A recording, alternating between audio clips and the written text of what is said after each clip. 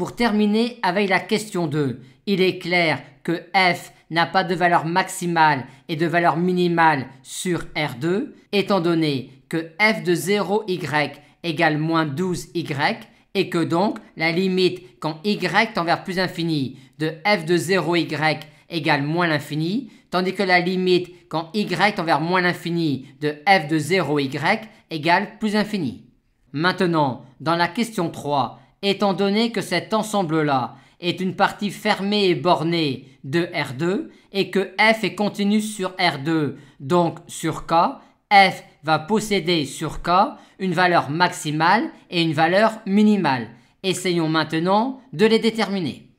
On peut tout d'abord rappeler les points critiques de f que l'on a obtenus. On élimine ces deux-là car ils ne sont pas dans l'intérieur de K.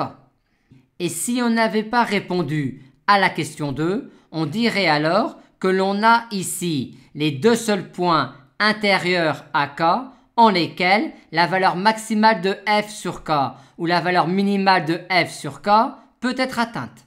Mais vu que l'on a répondu à la question 2, on sait que le point 1, 2 n'est pas un extrémum local de petit f, par conséquent, ce candidat-là est à rejeter.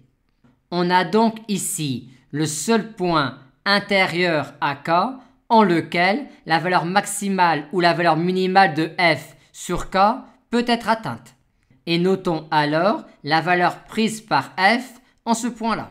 Déterminons maintenant les points du bord de K qui sont candidats à être les points du bord en lesquels la valeur maximale de f sur K ou la valeur minimale de f sur K est atteinte. Et pour cela, on va paramétrer chaque chemin du bord. Ainsi, ce bord-là peut être paramétré par les points x0, x allant de 0 à 3. Et étudier alors les valeurs prises par f sur ce bord-là revient à rechercher les valeurs maximales et minimales prises par la fonction de la variable réelle x qui a x associe f de x0 sur le segment 0,3. Et on trouve alors que la valeur maximale est 0, atteinte ici et ici, tandis que la valeur minimale est moins 10 racine carrée de 5, atteinte en ce point-là. On fait ensuite de même sur ce bord-là, et enfin sur ce bord-là, dont les points peuvent être paramétrés par le chemin xx, x allant de 0 à 3.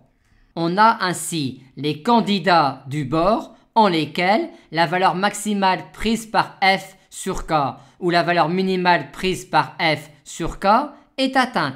Et on avait déjà obtenu l'unique point de l'intérieur de K en lequel la valeur maximale de f sur K ou la valeur minimale de f sur K est atteinte.